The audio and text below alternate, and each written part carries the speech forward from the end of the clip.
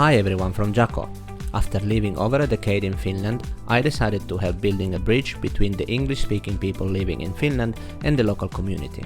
Listen to my podcast to discover the most interesting and incredible people from Finland and to dig into Finnish culture and controversial issues that impact all of us in our daily life. And now sit back and enjoy listening. Bye! Hi everyone. The following is a conversation with Jaana Hirsikangas. She is the executive director at UN Women, and she has been working all her life on themes of equality and women's rights. With her, we dig into these themes and how is Finland actually doing concerning women equality. This was an important and eye-opening conversation, and these topics have to be spoken about more to make an impact and create the needed change. Jaana is a brilliant and motivated person that inspires the listeners. Please enjoy.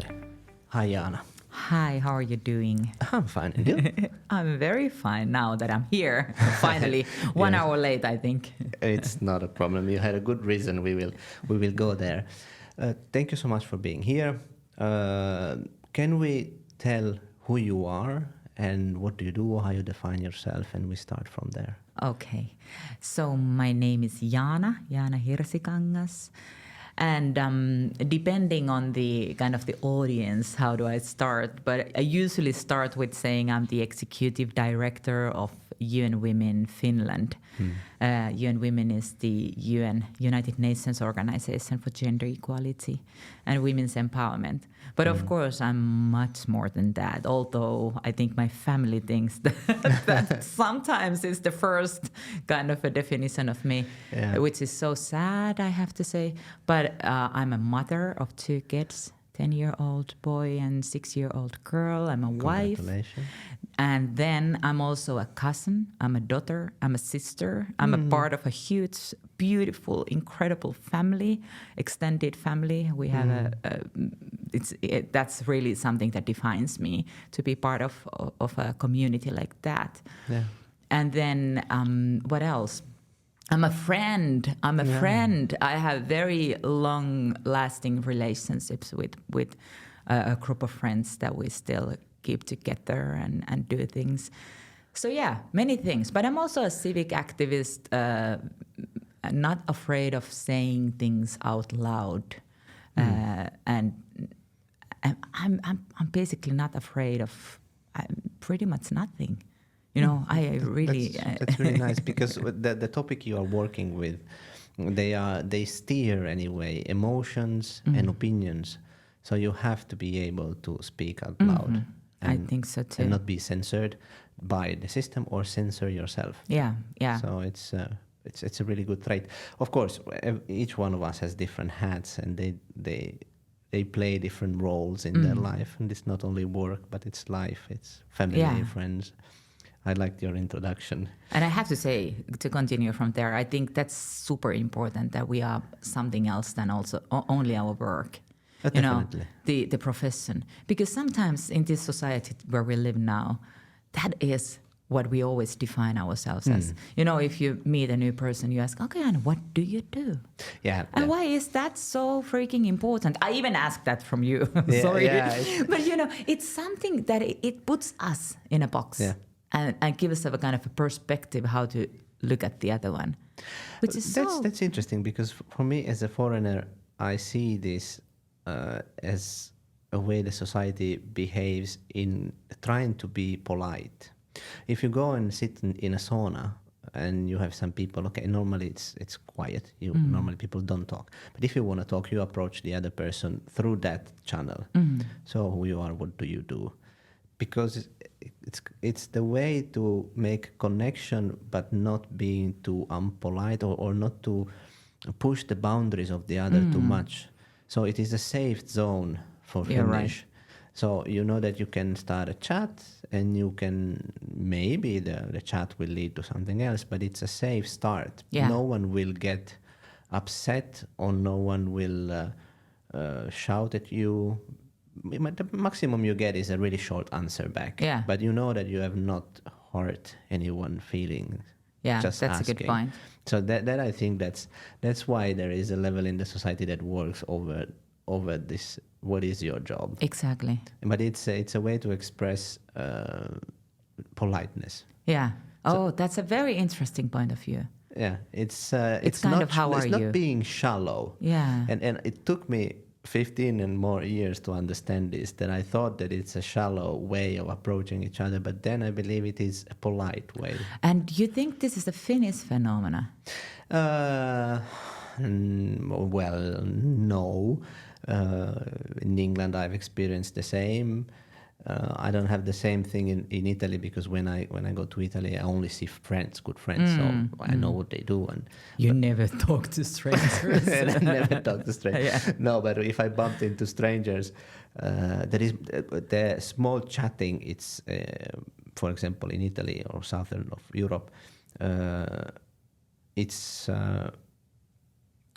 much more developed, and sometimes people might say out loud something like, have you seen that happening, or have you seen the football, or they comment something of daily information and news to start the conversation. So the approach might not be over something that belongs to me and you, like what's your work and what's my work, but it's more of like, this is going on, happening in the world, let's talk about it. And where you can actually take a stand. If you talk about football, okay, are you for the other one, or which one are you supporting? Opinions, it's already an kind of a discussion where you take a stand. Yeah. This is my side. So that's a very, very interesting point, that by asking, what do you do? Yeah. You don't kind of challenge the other one. That's also true. Yeah, it's true. And we all know that Finns don't sit next to each other. They stay apart. They have this 1 meter, sometimes 2 meters. Yeah, one is not enough, I think. of safe space. And so probably, yes, you don't challenge physically, you don't challenge vocally, verbally the other person. I like that explanation, because my thinking behind this, being worried about this, was that we are too centralized to, your profession. That is kind of the main thing that defines you. But if I prefer your way of thinking, and I think I'm going to adapt that one. I guess that it's probably also important to root the importance of labor into Lutheranism and the church. So definitely there is to Finnish society how much is important to self-realize yourself through work. So there is also that. Yeah. And I know of people that they felt ashamed to tell what they do, because they feel that it's not worth enough. Yeah, indeed. And because that it's again part of your identity, and now people might see you. But definitely it is important for Finns what they do, and there is a lot of pressure behind that. Yeah, which is sad in a way. Yes. But I think we're far from the fact that work is something that inspires you, fulfills you, and then consequentially you get money. Well, I'm lucky to be the one who has all those aspects. Yes. Money could, of course, be always more, because this is NGO work, non-governmental organization. But you're funded by European Union also. No, not at all. Yeah. Okay. Yeah. But definitely you are definitely in a position that not many people can feel themselves, that their life mission is aligned with the work they are doing. Yeah. And so you are not disengaging your identity from what you do. Not at all. Yeah. And this is actually one of the questions that we ask. Well, every organization does those questionnaires for their employees.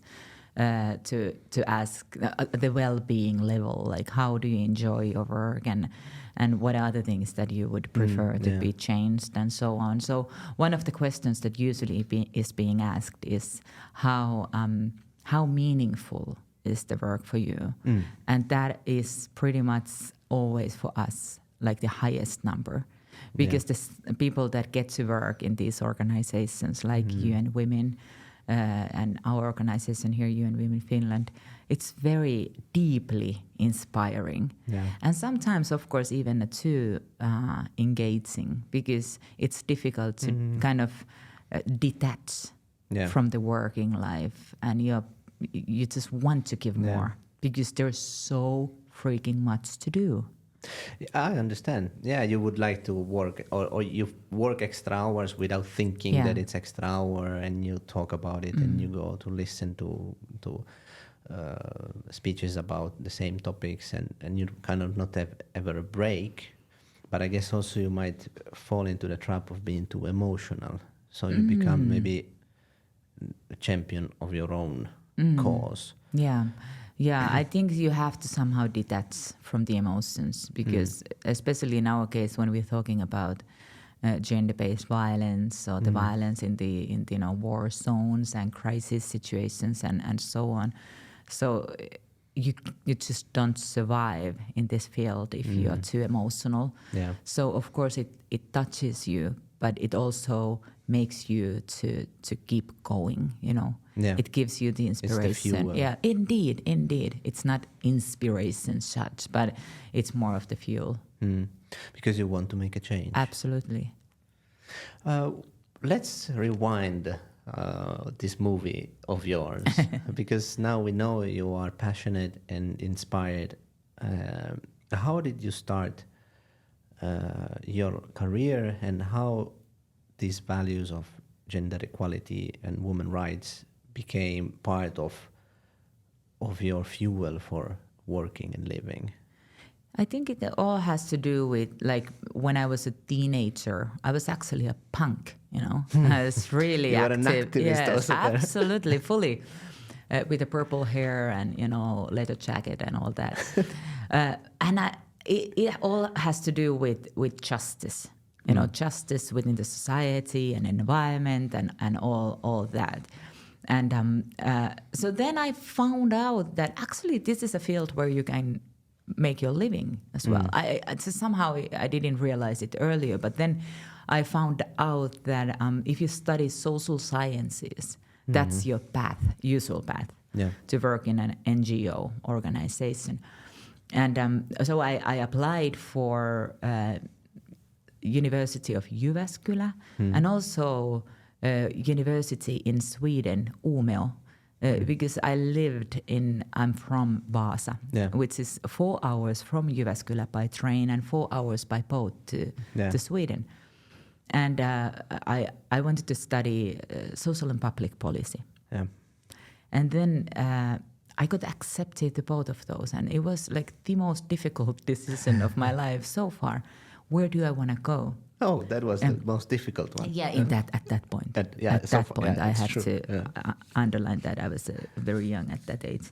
And I ended up to Jyväskylä because of, in Finland we have to do those exams. To get in. Yeah. And to Sweden, you just go through, you enter with your papers, like the high school papers. Yeah.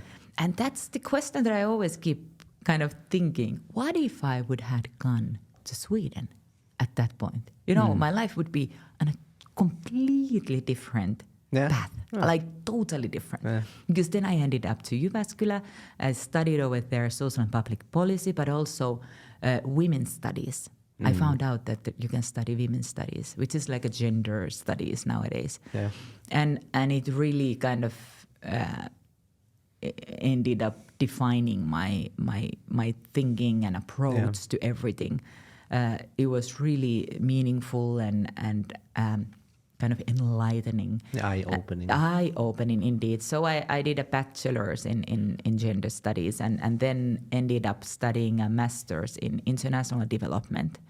Because the kind of the approach that I had was that the kind of the women's rights situation in Finland is not as critical as it is in some other parts of the world. Yes. So that's why I kind of was very kind of torn to work in on a wider scale. Yeah, indeed, on a global scale maybe. Yeah. And then I was lucky enough to find out that there is an organization called ISEC. And ISEC is an organization that organizes internships all over the world. It's a student organization. So that's what we did in Jyväskylä. We were looking for organizations, companies in Jyväskylä that wanted to have a foreign intern. Yeah. And then the same student organization all over the world did the same. And through that organization, I got a first internship in Uganda, East Africa. How old were you at that time? How I old was were you? 24, I think, 24. And it was that was an eye-opening experience. Very exciting on many, many levels. But on the other hand, it was also, I don't even have words. What would it have been? You know, the country had a civil war at the time in the north, and you know, all the, you know, to really not only read about the challenges of developing world, but also to see it and experience it in a way. Yeah. So it was really, really meaningful experience. And then did you feel threatened when you were there because of the war? Did you feel safe or not when you were there? Yeah, I felt very safe because of the whole system of the student organization, how it functions. You work and live with the locals. Yeah. And you know, when you enter to the city, you have the group of students around you straight away who are taking care of you. Yeah. Just like we did in Jyväskylä, when the students came from all over the world to intern in Finnish businesses. Yeah. That's what we did. We hosted them and we spent time with them and you know, helped them to enter to the Finnish society. So that's indeed is happening also to the other way. So it was very easy and you started to see things from their perspective and learned so much. So I didn't feel, and also, you know, it's a problem that we come from Finland. We don't really see the challenges as the people that are who grown up with all the challenges around you. You know, we have a sense of security and safety that is also, it's not realistic in every country. So I remember I had another fellow student who was actually from Kenya who did an internship in Kampala, Uganda. And we were talking about a situation, it was a crime case that happened. And then I was like, she was telling me that the local community was running after the thief. And I was like, why? Why didn't they just call for police? And she was screaming and laughing at me. And she was like, no, Jaana, if you ever see a police, run for your life. And I was like, what? Oh my God, you know, such a massive different way of approaching a police. A policeman. I think for me, it represents the security and you can, you know, trust in that institution. And for them, it was like the last thing. Yeah, it's pretty common because of corruption. And then they have power, so they can abuse the power.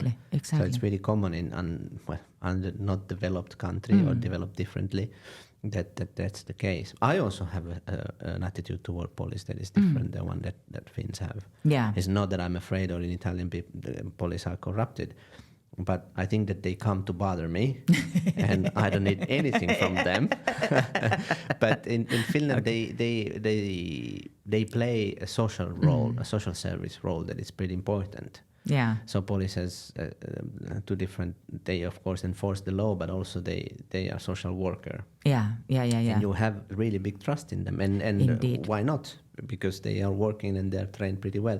But I totally understand that here the standard bar, it's so high compared in many things. If we talk about human rights and women rights and equality of possibilities at least, and access and safetyness, it's totally different. So I understand you were coming from a quiet Jyväskylä where things were working in a system that everything works, to Uganda. Yeah, and I think that's also a false understanding. You know, that gives us. I have been very lucky that nothing ever happened, because I was too kind of bold. I should have, you know, listened more to locals who are afraid of things for a reason. But the kind of the false sense of security or safetyness is, I think it's something that I definitely carried with me when I was younger. Yeah. Wherever. Yeah, like nothing can happen. Naive. Absolutely. Absolutely. Now when I look at back. Yeah. But at that time I didn't feel, well, actually it was, I did not, none of my friends had any problems. So I think it's also in Uganda, I mean the Ugandans as well. So while I was there, I mean, I think it's also that we might have some kind of false ideas that the everyday life is somehow different or challenge. Well, of course it's challenge. I don't know how to put my words in here, but I mean, it wasn't dangerous in a sense for them either. They lived like an everyday life, just normal life. Yeah. You know, coped with the situation and the circumstances where they are from. But this fueled anyway your interest in continuing and digging further. You also traveled to India. Yeah. Correct?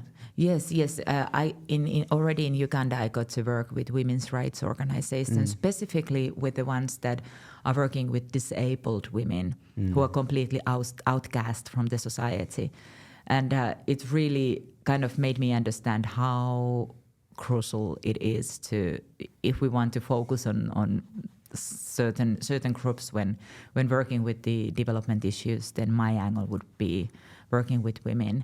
You have to look into kind of the different intersections of these advancements. I mean, you're a woman, you're disabled, you are from a tribe that is not that is actually looked down in the society.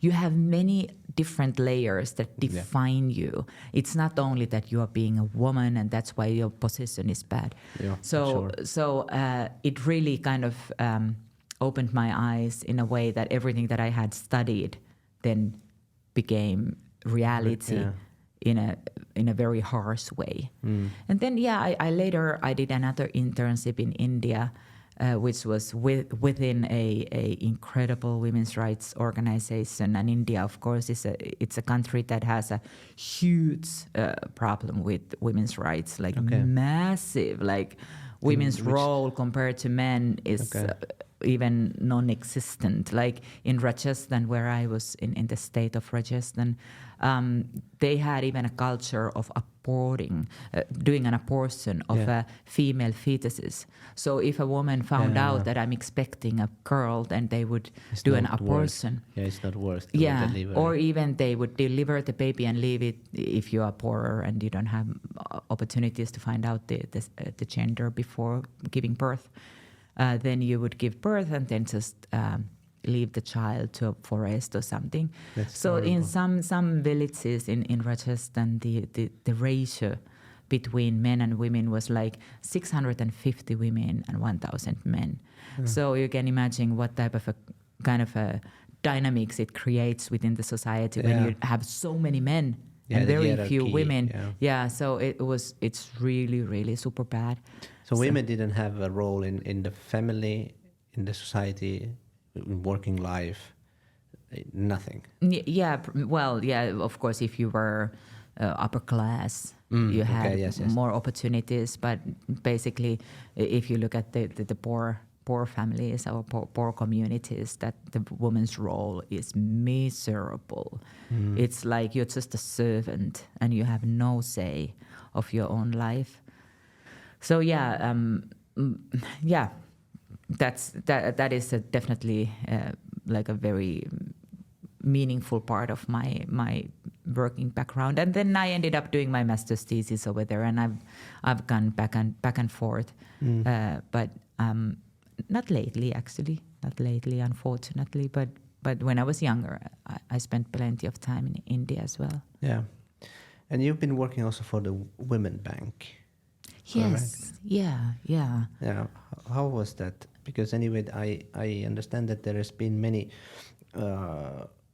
intervention trying to lift women status by allowing, for example, microloans and different kind of banking and money access and solutions. So, meaning that the problem. You have seen the problem from many different point of views. You've seen from this social and active work and support through the travel that you've done, you've studied it, then now of course you are an executive director, but you've seen also this part of the economical situation of the women and how can that be lifted. Because anyway, as we were talking, there is, as every other human being, they have a life standard, they have a role in the society, and they might have and should have the possibility to work. So it is an environment and that has many pillars that has to be taken care of. And you've been working also in that economical side of it. Yeah, absolutely. And it's actually not only with Women's Bank, but it was something that I already experienced and saw in practice in Uganda, in India. Okay. So many organizations are doing that because it's really a functioning model where you give opportunities for women to, first of all, to learn about entrepreneurship, how to start your own business, and then get a small micro grant and start your business. But of course, it demands a lot from an individual. So that's why there needs to be kind of a supporting organization that is kind of supporting you with all the processes and starting our own business. I mean, like even for me, with all the education that I have, would be very challenging. It's not I think most of us would actually prefer to go to work and get paid. Not that you have to kind of find ways of getting the employment by yourself. But in these societies, it's very often the only way of making some extra cash or your living. So it is definitely a great model, but I think we need bigger structural changes in the societies that we don't only count on women, creating their own jobs. But that the whole society develops in a way that there are plenty of, working opportunities. But yeah, I've seen many great examples where it actually brings some money for the woman. And then what's very important is that very often when you get some money that you have yourself made, it gives you a little bit of more power within the relationship, within family. Sometimes you even get to keep the money. And it really can change the dynamics. But we also have experiences where the dynamics change in a negative way, and it creates gender-based violence. So there are plenty of things to consider when working with women's employment. But True. And entrepreneurship.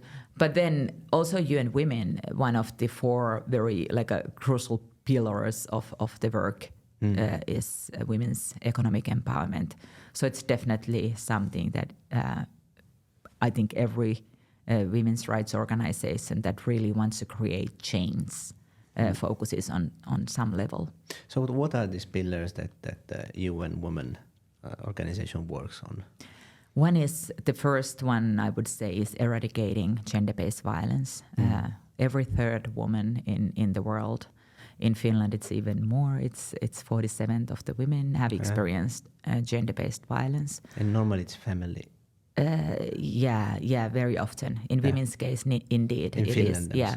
And generally, in general, it is like someone in the close family. Whereas in men's case, it's very often a random guy on the street when you're drunk. So it's kind of a different setting. So gender-based violence is like one of the main things, and then we work also on women's role within society as decision makers and as leaders. In many countries, women don't lead anything. Not the companies, not the societies. They don't have a seat in the parliament and so on. Maybe not even in the family they have. Oh yes, very true. We start from there indeed. But UN Women's angle is indeed to look into the position within the society. We need more women to lead.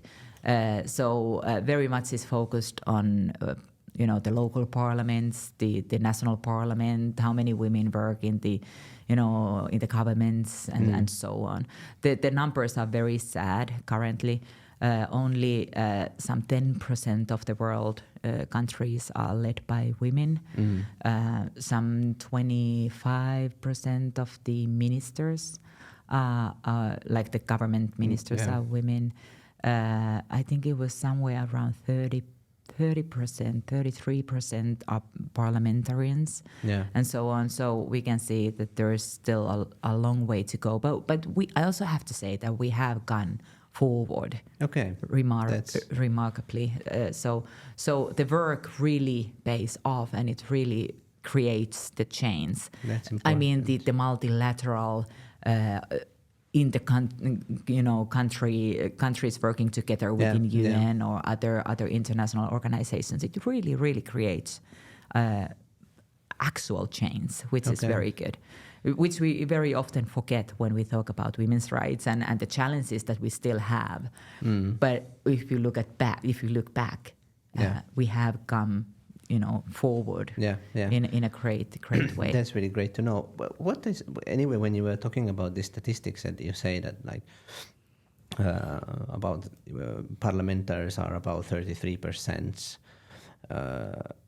Anyway, we are talking about, most likely, am I right if I'm assuming that we're talking about, you said, in the world, but most likely these cases are concentrated in the more developed countries. The good numbers. Yes, the good numbers. And not really. Actually, if we look at like where we have over 50% of women as parliamentarians, one example would be Rwanda in East Africa. That's nice to know. They use quota, and the quota really works. So it's not only actually developing countries. Because then I was thinking, like, is it there, like, because we see the reality in Finland, and we know that we are quite advanced. And we have had prime ministers, and we have had three, and we president. If you look at the history of country, how many prime ministers did we have? And true. One of those was the prime minister for this short time. So yes, but it's still much more than Italy, for example. Yes, 3 times more, and president it's actually nothing to laugh about, to be frank. We should be sad about it, but. And then what is the way the parliament it's created, and the gender differences inside the parliament. So I was kind of thinking, like, these are making the numbers up, and then there are countries in which there is 0, 0, and 0, and they're making the numbers going down, the average. So it's kind of like we're talking about places in which changes have started, and places in which we are at ground zero. Yes. Yeah, actually, we can say that 1% of women in the world live in the countries that have a kind of advanced level of gender equality. Yeah, that's 1%. Yeah. So it really gives you the understanding, like, it's basically the Nordics. Yeah. Some of the European countries, and Rwanda. But that's only what comes to parliament. And you said that they use quota. They use quota, yeah. So they have to fill the empty seats, the vacant seats, with half and half. Yeah. Okay. Yeah, quota can really make a difference. It can really make a difference. It opens the doors. It opens minds. It makes people to see that actually, this works as well. And it can actually bring something new and positive in. And I just had an argument last week with someone about quota. And he had guts to say that, you really mean that we shouldn't select the best? And that's, yes. Please, let's argue about this. Let's argue about this, because please. Something that that normally, and again, I'm saying that I'm the devil's advocate, people will react to the quota, and the same when we talk about companies quota, big or small companies, Google, Amazon, or Kone, whatever. It's the quota, and then don't you want the best person to perform the job? I am so ready to respond. Please, please do. You're showing choking with your hands, so don't choke me. I know. The thing is that now we are thinking that there is only one person who's the best. If we think of my position as an executive director of UN Women Finland, there would be 100 people who could do this job. It doesn't mean I am the absolute best for this position. The same goes with every freaking position. If we look at the Nordic countries now, one in 10 leaders, CEOs or the chairs of Nasdaq companies. Yeah, public listed. Indeed, are women. So are we seriously saying that in Nordic countries, which are contain of a highly educated women, only 1/10 represents women? That in 9 out of 10 cases, men actually are absolutely better in performing in that position. Doesn't that show us that in Nordic countries, where we don't use quota, we only select the one who's best, that there's something wrong with the system? Yes, also because anyway we go around saying that we fight for equality, but then it doesn't show in the number. Yeah. 1 in 10 listed companies, CEO or chair of the board is a woman. So it really shows us that we are so biased. Our thinking is so biased, and we need to be shaken, and we need to be seen, that we have to kind of show that the change is possible. And this is what EU is now doing. There will be EU legislation. I think 2026 is when it's coming into power. And it demands that 40% of the board members in the listed companies, certain size listed companies, must be women or given to the gender that is underrepresented, meaning women. Yes. But yeah, this is like the main argument from my side why we need quotas, because I do not believe that there is an absolute best one. And why do we keep thinking that the best one would always be man? And if we always been selecting the best one, why our statistics look like this and not 50-50 or even 40-60, but they look 1 in 10? Yeah, the distribution should be much more regular. If we really select the one who's the best. Yeah. So that means that we have so many kind of bias is the word. Yeah, it's a patriarchal bias. Yes. Yeah. Which it doesn't change. If it hasn't changed in Nordic countries, this was Finland, Sweden, Denmark, and Iceland. Yes, again, countries that they are challenging the status quo and trying to push for equality. Exactly. So then it doesn't boils down to actual facts. Where, from my head, it would come this that the patriarchal way of seeing men, it would suggest that men are considered better as leaders. And therefore, when they are placed in certain high positions, they are, as a given, they have an advantage that it's inside their sexual organ. Exactly. And it doesn't make any sense. It does not make absolutely no sense. Where does this idea of leader being a man, and man being better as a leader, where does it come from? Yeah, those are the norms of the society that we have had always. It's indeed the way how things have been forever. And now that we are more educated and we know that this doesn't have to be in this way, it is an absolute, it's better for the whole society when we actually give an opportunity for everyone to shine, to do what they are best at. I think it has been studied and checked also that in public listed companies where women are in charge, what are their performances, and they are better than the average of the other companies where men are leading. So the totality of the women leader performs better than the average man. Yeah, and at least what I've heard and read is that when you have more diverse boards, diverse staff, or leadership team, that's when you actually perform better. So you need all genders, you need different backgrounds, different cultural backgrounds, different age groups, different study backgrounds. That you are not only stuck in with engineers and business. Yeah. But when you bring in someone who has and white Finns, man. Yeah. Oh yes. Yeah. Middle-aged, a bit older. Yeah. So the more diverse you get, the better results the team actually perform. That's a really interesting point, because it is proven by these huge companies, Google, Amazon, and all that multicultural teams, they perform better. That teams where people are coming from different backgrounds perform better averagely. So this diversity actually then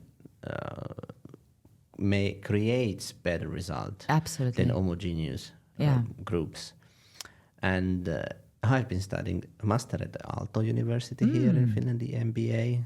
So together with other 60 people, mainly all Finns, and so these people learn this, and as I learned this kind of theories and proven theories, and then these people go and spread around into the society in Finland, and then they become president of this, boss of that, chairman of the other company.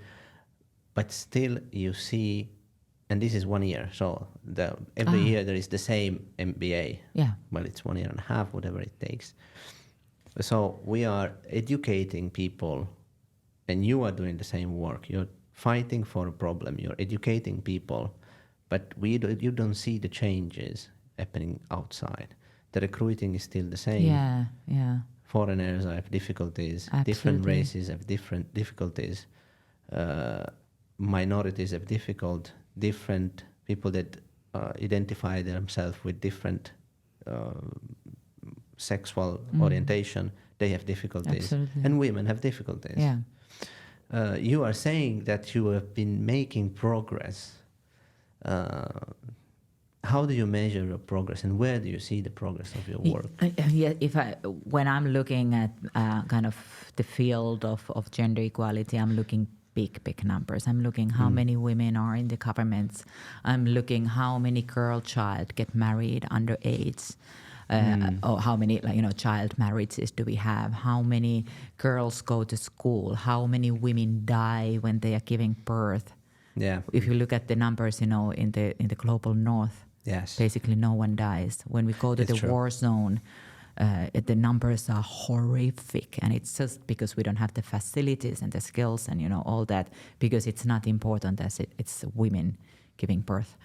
So I'm looking at those type of big indicators that really shows the numbers are going towards the better direction.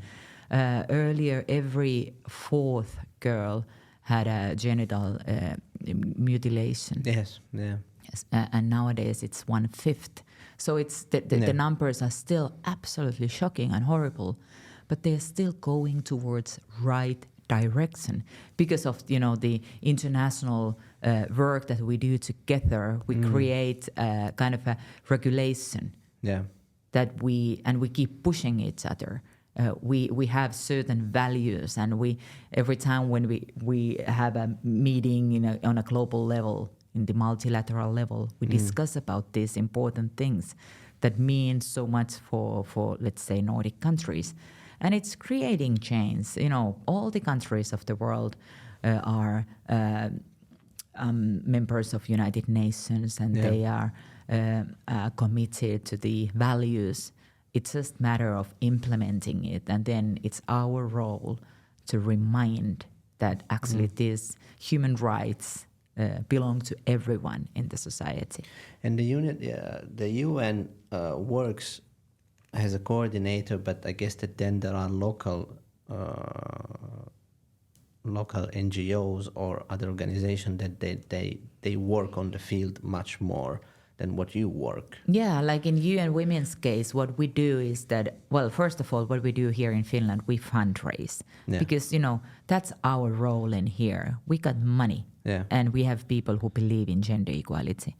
So our role here as a national committee of UN Women is to fundraise for UN Women's work. We send the money to the headquarters, and then the headquarters looks where the money is most needed. Yeah. So it's unearmarked. It means that they can send it wherever. It can go to Ukraine, it can go to Afghanistan, or wherever it's needed, or it can go to working within UN itself to be more to strengthen gender equal. Yeah. So that every single UN organization works towards gender equality in their programs. And then what UN Women does is that we do have country offices, we do have offices in the region, like regional offices, but we don't do the implementing work ourselves, but we give the money to local women's organizations, the ones that are there in the ground, know the challenges, know the language, know how to get by, but they just do not have the money. Yeah. Because women's organizations do not get the money from anywhere. So that's kind of the approach that UN Women has. And actually, when we were talking about like the 4 pillars of UN Women's work, the 4th one that we didn't discuss yet is women's role in crisis and conflict setting. Like sexual violence is one of the, it's a weapon of war. Okay. Sexual violence, meaning rape. Yeah. And those type of challenges that are very gender specific are some of the things that we are very keen on changing. But not only kind of protecting women in crisis and conflict zones, but also bringing them into the peace discussions, into the negotiations, into all that process that creates coherence and kind of brings the society together instead of, keep having the conflict. And women are basically always left out from the peace negotiations and the implementation. As they would not have anything to add or any Indeed. value and to the add. decisions are made by men in the wars that were started by men. So that's one of the roles of UN Women, to focus on the women in the crisis and conflict setting, supporting their voice, their agency, their being active in the society. And really kind of if we look at any of the crisis setting, women are very active in the societies. They keep the societies running, they take care of the families and all that, and they keep working constantly. And still they are also victims of all those horrific sexual they carry so much. Case. Yes, so much.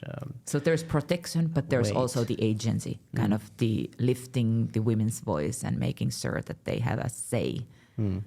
It's clear that the situation and the situation of women, it's pretty diverse, because we are talking about war zones, we are talking about underdeveloped countries, and it's really great that you are making a lot of progress, because that's what we need, and we have to. The best is to raise the level and the bar and the average level of everyone. But of course, in some places you have succeeded in putting girls in school, so giving them possibilities for a future tend to develop. Here we're talking about the war zone and the role of women to support each other and help it to become a part of the decision-making machine, that whether it is like peacemaking or parliament. But the situation is in Finland, it's definitely different, and we start from a different, thankfully, from a different stage, from a different line. Regardless, so what are the main problems that affect women, and where women are not equally treated in Finland? we were talking about violence, and that's unfortunate. So that's violence. definitely the first one we always start with. Finland is like second in the European Union listing on what comes to gender-based violence. Okay. Can I ask who is the first? Denmark. Okay. Yeah. Still Nordic. Yeah, still Nordic. So the violence level here is huge. We actually studied last year in November 2023 with a women's magazine called Eva, how many women in Finland have experienced sexual harassment. And it's 9 out of 10. 88% of Finnish women have experienced sexual harassment in their life, meaning working life, on the streets, wherever you go. And of course, it's restricting, your appearance. Whatever you do, you always have to be cautious and aware of and scared. Did you define aggression in a way that it's like micro, big aggression, violent? We didn't ask about violence. We left violence out. So this was basically only about harassment, sexual harassment. Yeah. And it can be anything from, someone harassing you on social media, sending you dick pics, or it can be following you on the streets, making appropriate comments, and so on. And the effects that it has on women's lives, those lists go on and on and on. Women keep thinking where to go, what to do, how to move around, what to wear, and so on. Just because they are afraid of men in Finland. That's crazy. It's because sad. Because the experience of the whole experience of life, it's totally different. Now I was trying to put myself into a woman's perspective. The experience I have if I go out at night. For me, it doesn't really matter. No. Is there light or not? Exactly. Or if I'm going out to whatever bar it is, and I'm not afraid of any account on internet or engaging with anyone. Exactly. So it's really crazy what kind of experience your life could be if you are just given from birth the card of a woman. Exactly. That you have never even chosen, probably, right? Exactly. You're born in the body, and if you identify with the body you have, you are subjected to this without any responsibility. Yeah, and the saddest thing actually is that the younger you are, the more vulnerable you are, and the more sexual harassment you encounter in your daily lives. It's very sad. And then when we look at women with a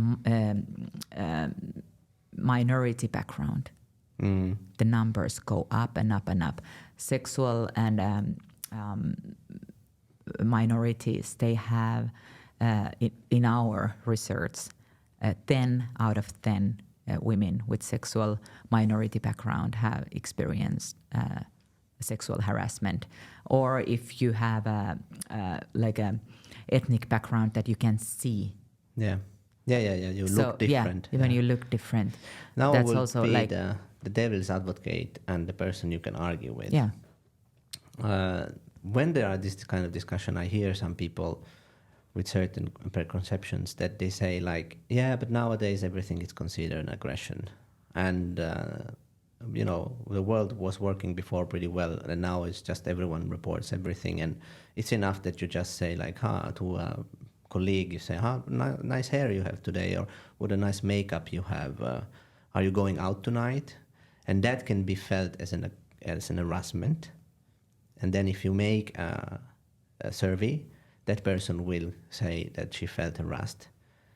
And so the numbers are piling up because of this micro, less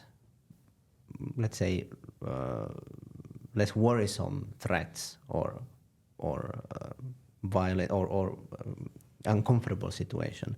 What is your stand when people say this kind of things, that we are splitting the hair and we are looking too much into these little things, that they are not really that important? I really hope that those would be the cases that women are experiencing. That someone is telling you that you have a nice hair or makeup. But those are not the cases. If we look at the survey that we did, we had an open you were open word. You were able to write down your Yeah, experiences. We did not ask for it, but it was there if you wanted Optional to feel. 350 responses that we got out of 1,067 respondents were reflecting their experiences, and those have nothing to do with someone saying that you have a nice hair. Those are bad cases, very sad cases. We did not ask about violence, but many were describing violence and so on. And it was just a random amount of 1,067 people that we were asking, completely random. So it's really... It's serious. Yeah, it's really a serious thing. And I also think that this has a lot to do with consent. You know, when you feel comfortable, when you have a relationship where you know that the other one actually enjoys you saying things that are even intimate, that's completely fine when there's consent. If it's agreed upon. But if there's a hierarchy, if there is a feeling where the other one feels threatened and doesn't actually welcome the comments, then, that's where the problem starts. This is one of the examples where, when I said that we have gone far already, we have some changes. This is one of the changes. Me Too movement was really powerful. It really, really made a change in a way how women are speaking up and saying, okay, this is enough. So I think it's very good that young women nowadays, they know what are the limits. They are in some cases brave enough to bring it up and say this is not okay. But we still have a long way to go to really educate all genders. Do you think new generation and youngster are the way for the future because they are aware of these things? So do you think it will help the new generation growing and introducing new values into the workplace, into family, that it's kind of like helping the process? I really hope so. And I have actually high hopes that the change will happen because of their braveness of bringing things up and not, keeping it quiet. This survey also showed that older women kept saying, it has happened throughout, all the decades I've experienced sexual harassment, but we just don't talk about it because, it's something that we are used to, which is so sad. That's how life exactly. is. It's something that everyone knows that happens. So what we actually did after this study, we created a toolkit for companies and organizations to tackle sexual harassment, because we found out that 56% of women here in Finland have experienced sexual harassment in the workplace. Okay, yes. 56%, every other woman. So we have now a toolkit at UN Women Finland, which helps employers to tackle this issue and say, no, we don't want this to happen in our organizations. And how it to should talk be. about Yeah, it. exactly. It should be safe for everyone. Yeah. So sexual gender-based violence, sexual harassment, those are challenges for women in Finland. What else is that we still earn 80%. We earn less than men. That is 80% of the men's salary. And we actually earn the gap between salaries is bigger in Finland than in general in EU. And that has a lot to do with the segregation of our study backgrounds, our, the organizations where we work.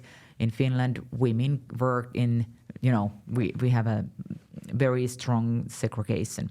Okay, now what is the root? So that's a very good question. Women, for some reason, work in the health sector. Yeah. Or for some reason, and again, it's of course some reason there. We tend to push girls to work in the social and health care, and then. So you think it's family that is pushing the. And also the school system, the counselors at the school that are kind of supporting you which route to take. We push girls to the what is it, health sector. Health sector, Yeah, yes. and then boys are encouraged to study math and physics and go to the business field, to engineer fields, and those are very segregated, like specifically, like very much more than in other European countries, and that's kind of the root cause of the whole system and how much we value kind of those fields that are mainly employed by women. Yeah. I was thinking this kind of this problem like in my head. I feel I imagine it as a pipe, because like the school, it's kind of like a pipe you go through. Once you are in a school, it's kind of like you follow the path. Yeah. I picture it as a pipe. You can be a path in the forest, whatever. But there is a way in which you enter a path and you decide what path you choose, what pipe you should choose in my head. And then you come out of this path and you are something. You have studied something and society sees you as something. Yeah. Because you have now the stamp of the healthcare, you have the stamp of the engineer, and so forth. So one problem is that society values the stamp of the engineer more as the stamp of the healthcare. Yeah.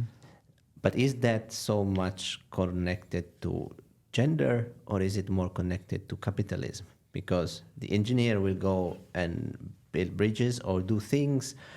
Well, there's an assumption again, but to make the example easier, the engineer of the office can bill someone, and they can have experts, so they can make money. So they want engineers, and they pay engineers more, so that they study and they specify in something. So the capitalism, it's fueling the role of engineering, an engineer as higher value, when the healthcare, especially the public, it's stuck into a place in which you have to go to zero, because normally they end up in debt.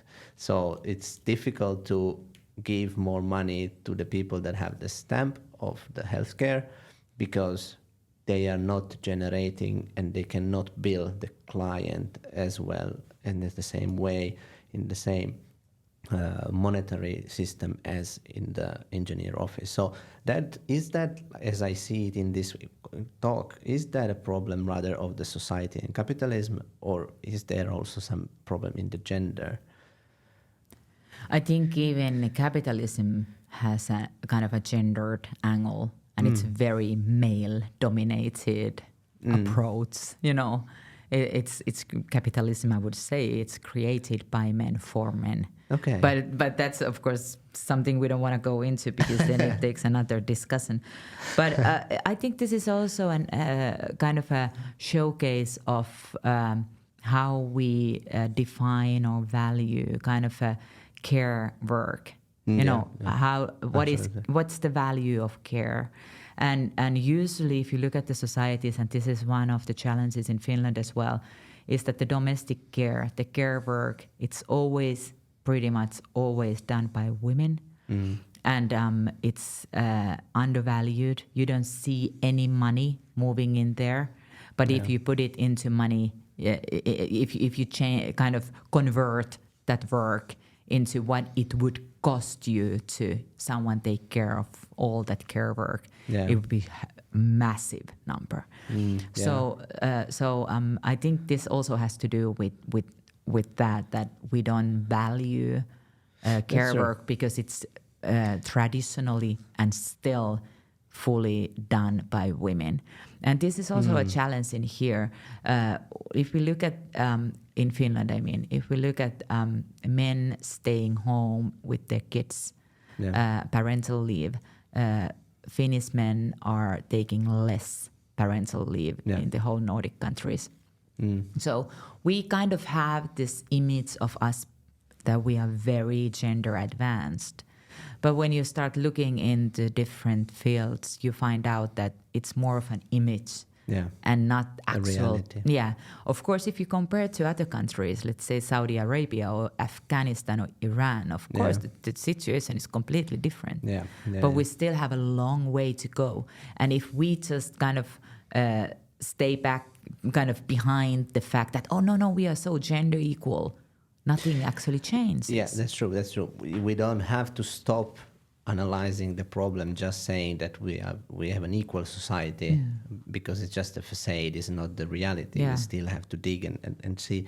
But I do agree, and I do understand, and it came to my mind, you were talking about the care, but for example, teachers, and especially daycare teachers and school teachers, they also are mainly women. Absolutely, in Finland, yes. Yeah, in Finland, yes. And of course, there has been strikes and other things because they want to renegotiate their contracts. But it's clear to me, especially because I have kids, that I would like the teachers to have all the possible tools and all the best teaching on their head, on their shoulder, to be able to raise my kids at the best and with the best tools possible. So I would definitely say, like, okay, let's give them more money if we can get better raise the kids better, exactly. and in an environment that it's equal and safe for everyone, with good infrastructures, with not molding and falling apart infrastructures. And so as a value, I see it no-brainer. Yes, they should have a raise. But that's when I go to the capitalists, because they are not producing money. Exactly. So it's not valued in the capitalism. That's why I see it as a capitalist problem, not as a gender problem. But maybe we don't want this conversation to be 2 hours if we want to. Indeed, yes. Also because I definitely think that gender has a lot to do with that. But then when I then let's go back to my metaphor of the path that you are entering the school, and then we were talking about the outcome of the studies. So you believe that we are biased in the selection of which path we go, through what woods we go. And not only that I believe so, but it's really studied fact that we are being pushed to certain and we are fields. pushed by our own parents or by the society? By the society, yes. And also, if we look at let's say, girls with immigrant background, very often they are just proposed, you could go to, to be a nurse, or, something like that, even though they would have the skills. We just had it was in the news yesterday, I think, that the girls with, or the kids with immigrant background, they get lower numbers, although they would deserve higher numbers. It was somehow studied. So this is again the thing that we just think that, okay, if you have a background of a refugee or something, you're better off as a nurse. All those girls are pushed towards that path. So it's although they would have so much to give, they could be lawyers or even like doctors if they have to do a medical field. So we have so many biases in our society that we still have to fight for, because fight against. Yeah, the critique I heard about the Nordic countries, and now I don't mention, but it's a famous person that unfortunately is famous for being quite patriarchal, but he's exactly speaking about Sweden and Finland, that saying that a place where they value the most equality and they allow everyone to choose their career as much as they want, whatever direction they want, then they end up having a society that it's much more evident split into what women go to and what men go to. So he argues against the bias, because he says that if you let free the people to choose, you will get natural selection, and what happens? It happens that the majority of women works in care, in healthcare or teaching, and then the men they decide to more scientific route. So it would look that the phenomenon of free selection actually naturally divides women and men. I think this person also thinks that when we have 1 of 10th CEOs and board chairs of listed companies, that this is a natural selection. he does. I think he's Pretty sure he exactly does. Yes. representative of that type of a thinking. Yes. But also, we have to look much more deeper. Like all those men who are working in this,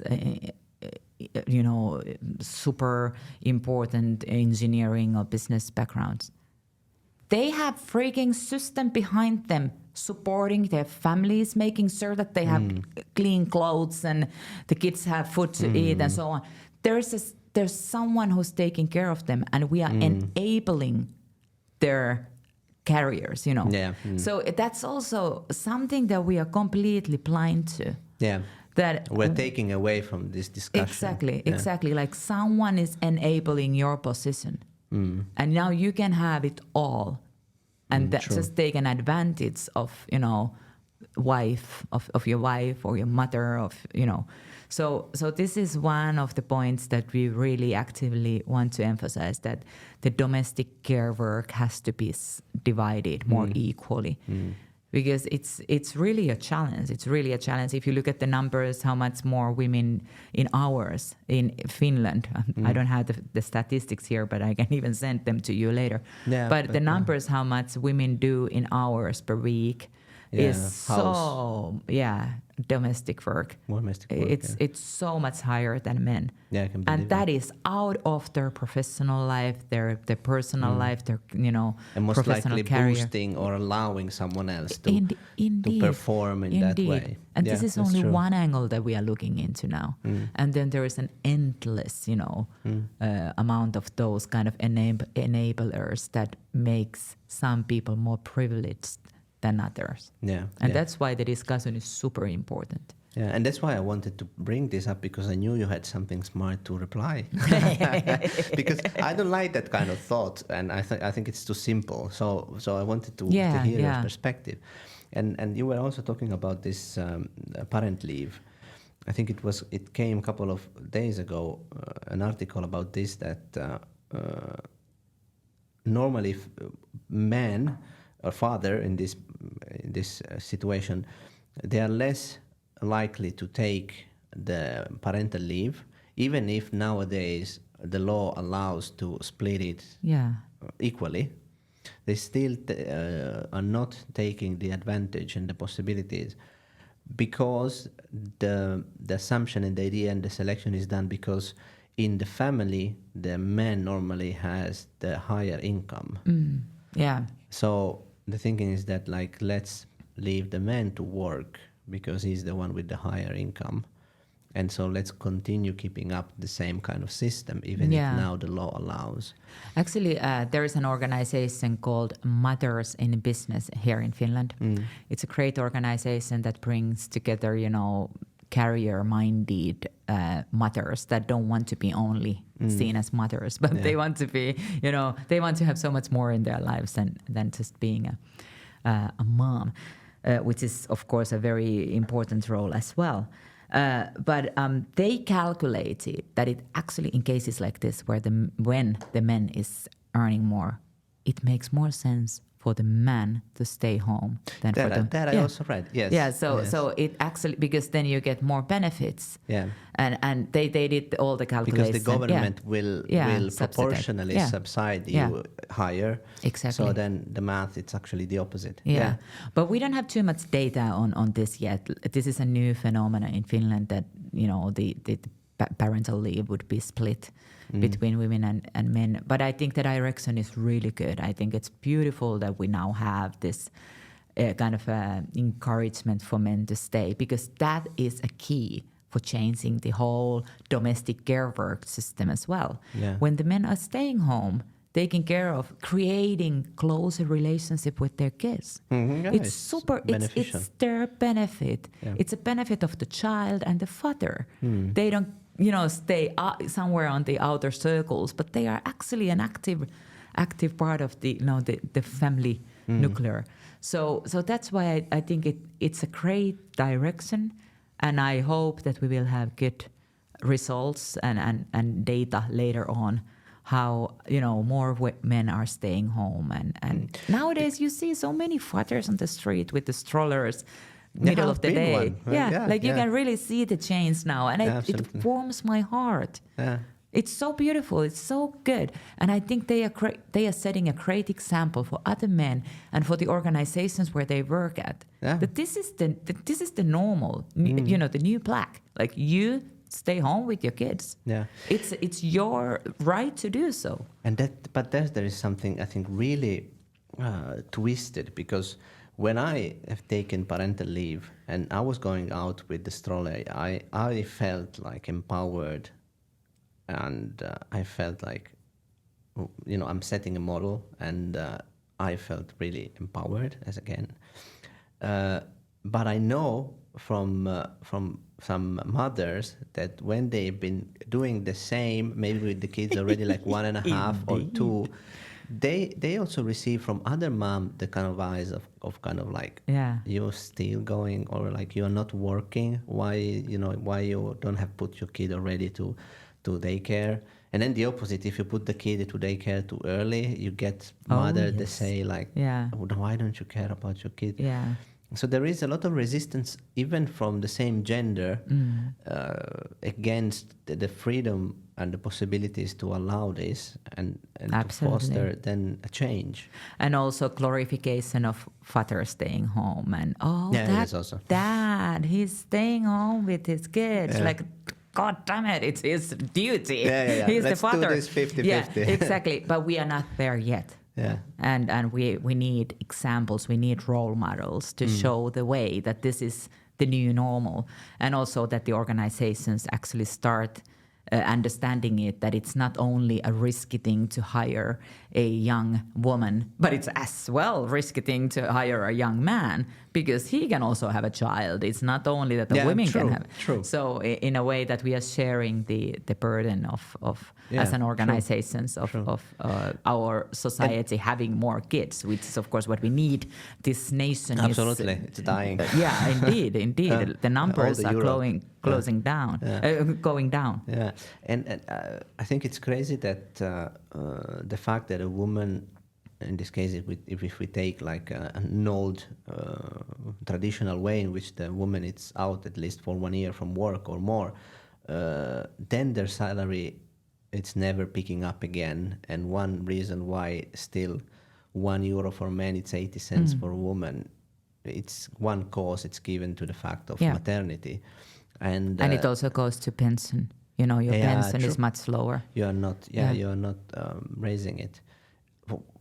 I really struggle to understand that, and I think I don't have such a progressive way of thinking. There has been done a big study in 2015 that women that have not had kids, they have averagely a higher salary than the average man. So actually they can perform and do well, but how can having a kid or 1 year stop, it's affecting so much. Yeah, that's a very, very, very interesting point. And we should all call all the HR people in Finland and say like, what are you doing? Yeah, indeed. Or the bosses who are actually deciding the salary. Because I understand, and I know even of a few companies in Finland that where their workforce was mainly based on women, and one of the benefit the company was giving was conception pills. Wow. Yes, and that was a while ago, not that long time ago. And I think that, of course, they stopped it, but I think that would create a storm. That's why I'm not talking names. But that was quite clear message. Like, okay, we have a lot of women, just don't make kids. Oh my goodness! Yeah. Then I think it's pretty, really, really unfair. But maybe instead of having a service where you have what is it? What's the word? Lapsenvahti. So are they a babysitter? Babysitter. Yeah. When your kid is sick, like rather having solutions like that are supporting women surviving of the amount of work that you do have at home and at work. Yeah, a way to make them come back Exactly. faster. Yeah, that was pretty terrible way. But I was discussing this just actually this morning about this, that having had kids and seeing the mother of the kids and the transformation of a person taking care of kids and becoming more determined, more flexible. I think there is a personal growth that goes both in men and women. But if we assume that the woman has the one that have to take care of and the burden more, I think that the higher transformation happens in the woman. So I would think that like that's a benefit. That's a benefit at work. Of the employer. Exactly. Yes. It's kind of like I would look, if I would employ, I would look at like this person. Okay, this person has gone through all the family. Exactly. And the pooping and babying and screaming and crying and went through and survived. Yeah. You know, that's a champion. Absolutely. And I don't understand why society. And now she has more skills to perform in a challenging situation. But now they are seen as crippled by 1 year of career. Exactly. Yeah, but hopefully you are going to change. You make anyway workshop for companies. You were saying that also for this harassment. Yeah. What else do you teach to the companies? Well, we are very much focused on women's role as the leaders. Yeah. So we have something called women's empowerment principles that organizations can commit to, and through those principles, they really look at the whole performance of the organization and how do we kind of treat the different genders, and how can we be more kind of an enabler of possibilities rather than, keeping the old systems. Glass ceilings. Indeed, yeah. So it's an international model that functions all over the world. Yeah. And it's really good. It's really good, and it creates lots of interest among Finnish companies. There are big names like Nokia or Soko and Kesko and so on that are committed to that. So it seems to be that organizations are interested in pushing for more gender equal environments.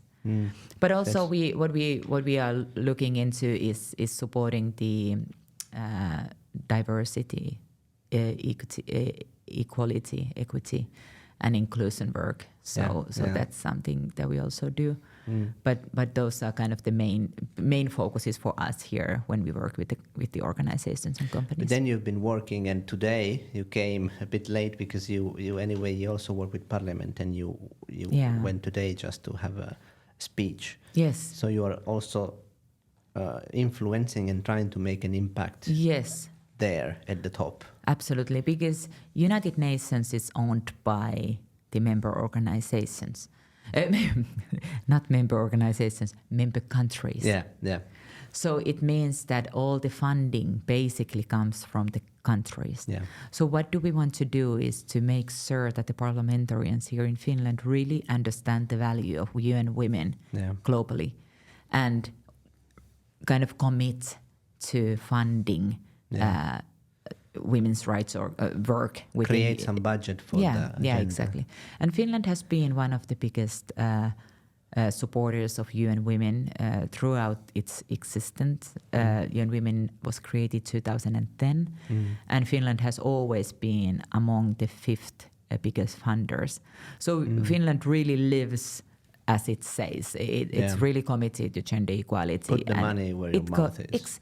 That's what's happening, and I'm really, really proud of that.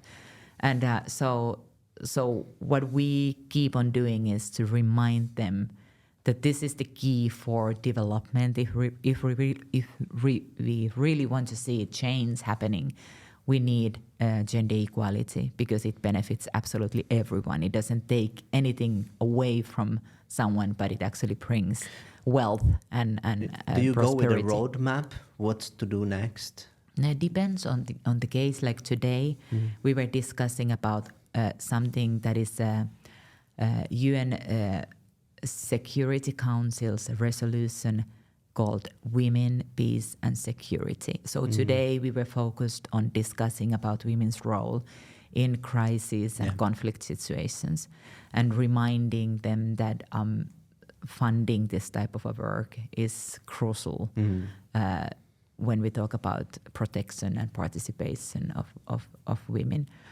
And we were discussing things like Gaza and Afghanistan and Iran and so on. So, very, very harsh discussion and very, and it was actually interesting. We who were kind of giving our comments kept saying, thank you for the opportunity to be heard. Thank you that we can be here. And the chair of the committee, it was the Foreign Affairs Committee, Kimmo Kiljunen is the chair. He was like, don't thank us.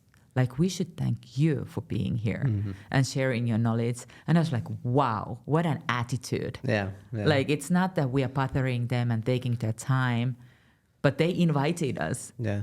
So, it was, I found it very nice, very unhierarchical way of approaching. And it's good to know that they want to learn exactly from an NGO, from an organization that it's really focused on doing the job that it's doing because of inspiration and because they want to make a change. It's not for business. It's not lobbying. Yeah. And so I think. But this is basically lobbying. It is lobbying. Of course, you are lobbying. It's lobbying for the for this good cause. For the good cause. Yeah. Yes, but absolutely. But that's one of our very kind of a crucial roles here in Finland as a UN Women National Committee to be actively involved with the decision makers to make sure that the funding remains. But of course, we have many other roles as well. One of them being that we are doing the fundraising very actively among the just the ordinary Finns, not getting the institutional money, but the private money, and that's why we also work with the organizations to make the change, but also to engage them when the crises are hitting. Yeah.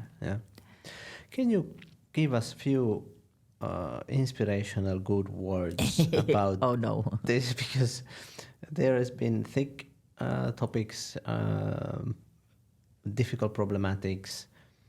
You said that we have made progresses and you've seen them, especially globally. And Finland still looks like a bit to have a better picture of itself, but then there are problems still in the shadow that have to be talked about. But give us some good words where you see the progress here in Finland and how you see this deploying, how we will see the future of Finland getting better. Wow, this is difficult. Well, because I hope you have I think a positive attitude with the work you do towards the future. Yes, I do, but I'm looking more of the global, through the global lens, and that's why all my kind of statistics are from there. But if we look at Finland, I think we should be very proud of women's political activism, the level of political activism that women and the positions that women have already gained here and keep on gaining. So I think that's something really good and sets an incredibly beautiful role model to other countries. Also, even in this government, we have more women as ministers as men. In Orpo's government. So it's great that it really seems to be that women are being trusted with great political power. And then I also, we just discussed about it, but the men's role in new families sharing the parental leaves, I think that might have a massive change in our ways of functioning as a society, as a families. I think that will have, I hope, an effect also on the tremendous workload that women have as mothers, as domestic carers. And the challenge here, of course, is that you have your daily job, and then you have the other job at home. it's a different in a society where women stay at home. Of course, then fully, you have the time, but the whole society functions, of course, in a different way. But what I think is the most important thing is that people have the opportunity to choose what suits you best. You might want to stay home. That is completely fine as long as it's your own decision. Or you can fully focus on your career and still have children. And, all those different options that they are there. I think that's the most important thing that we should keep pushing, for like in the future even more, that we can decide ourselves. Freedom what do we to want? decide, And not that it's happening because the society expects us to do so, or the, whoever, family or so on. So I think we are pretty far on with that already, but we still have, of course, a lot to do with that as well. But that's kind of the driving engine behind it. Yes, and something that really pushes my work forward. I think it's completely fine that you do the things that are more traditional, as long as it's your own decision. Yes. But And then it's we your also will. have to accept other ways of living. And I think I have a positive attitude because of the new generations. Of course, I'm not that old, but the awareness, the freedom of speech, the fact that these topics are clear, a feminist movement. I think that all these are Absolutely. going to make the change and create a change. So I am positive that even if we're talking about different kind of problems in Finland, also these differences will little by little get smaller and smaller. Absolutely. And I think the minorities are being more loud. They are demanding their rights. They are getting loads of allies. And all that is super important, that, we see the struggle. And then we'll also support the others that need it when we have the privilege of not suffering of those unprivileges. So I think that's something like, if we think of LGBTQI plus communities and so on, they're getting more rights and being seen, and even laws are being changed and so on. So it's positive. I think those are very positive changes, and again, role models for other countries. To follow. Thank you, Jaana, for the conversation. Kiitos. Thank you so much. And well done. Good work. You too. This was fun. And Yes, what a for me great podcast you have. Congratulations. Thank you so much. Kiitos.